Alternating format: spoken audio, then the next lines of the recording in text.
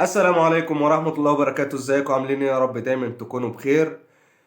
في البداية احب اوضح نقطة بسيطة، اللي هو تم تغيير اسم القناة من كلام في الكورة الى الماجيكو. والماجيكو ده اسمي، يعني انا اسمي محمد بس الشهرة الماجيكو.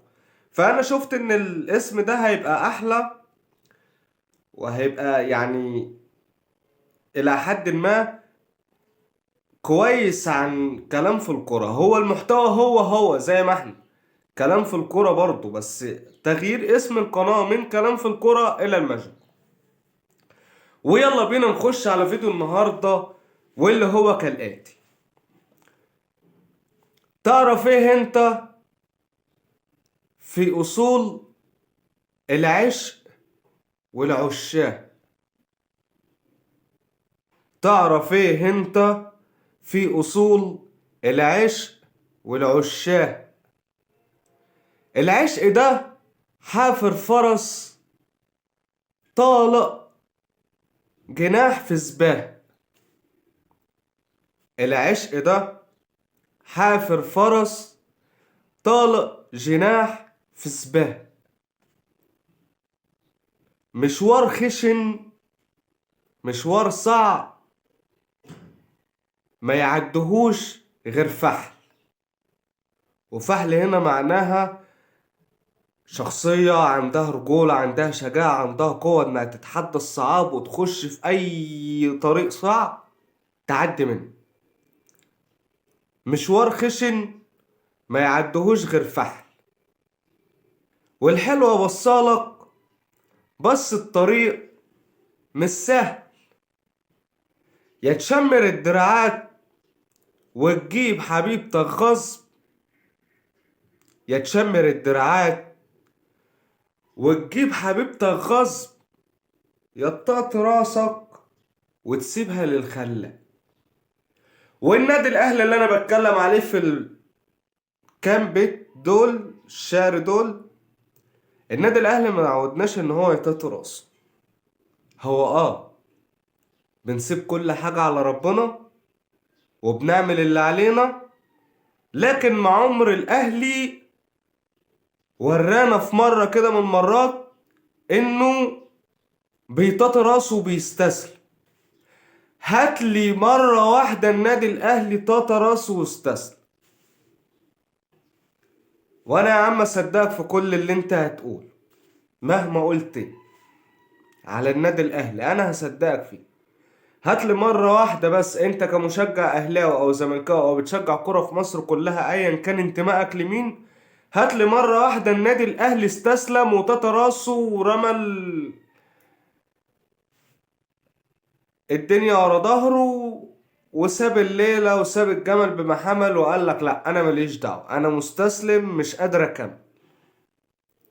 هتقول لي ده لسه كاس العالم خلصان والنادي الاهلي محقق مركز رابع ومغلوب مرتين ورا بعض من الريال وفلامينجو اربعة. اقول لك في المرتين دول يا حبيبي، انت لو جيت تعمل احصائية اقسم بالله لا الريال كان ليه يكسب الاهلي ولا فلامينجو كان ليه يكسب الاهلي. هتقولي انت مجنون، ازاي الريال ما كانش ليه يكسب الاهلي؟ هقول لك الريال راح بالست محاولات، يعني على المرمى، على المرمى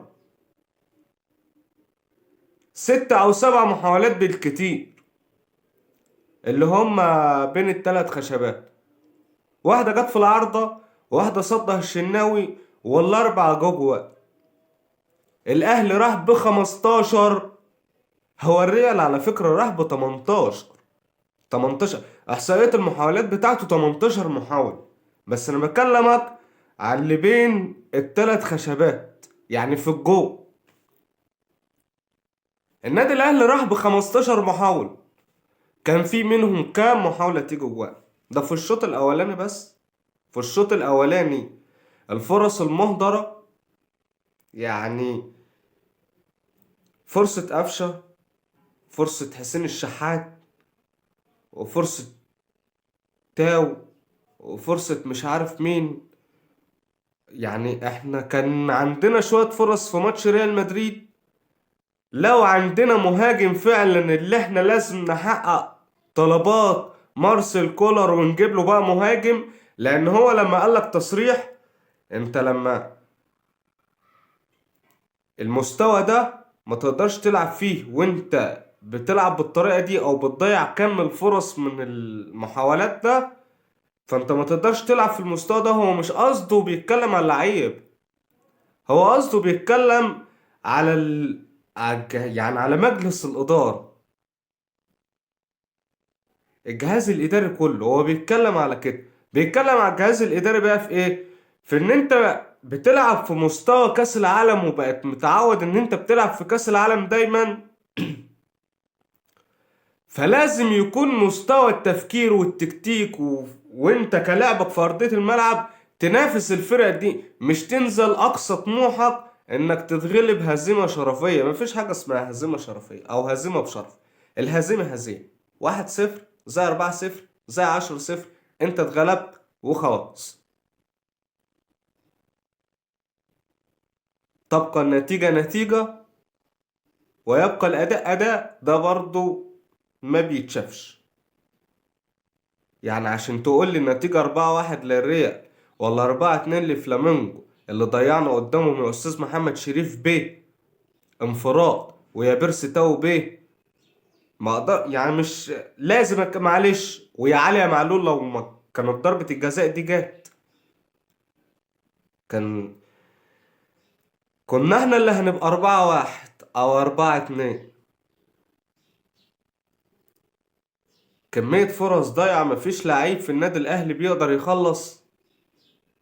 يعني مفيش لعيب في النادي الأهلي بيقدر يخلص. ما عندناش مهاجم يخلص يا محمد شريف. أنا قلقان على مستقبلك في النادي الأهلي بعد اللي حصل. ما تقوليش أنت نزلت اعتذار على فيسبوك ولا على تويتر ولا على انستا، ما ياكلش مع جمهور النادي الأهلي ده. يعني مش اللي بسهولة تقدر تعتذر له وتقدر تضحك عليه باعتذار او تقدر تسكته باعتذار. احنا مش جمهور فرق تاني. الكرة دي لو كانت جات انت انفراد انت والجون، يعني هنجيب لك ايه تاني؟ نفضلك الجون خالص.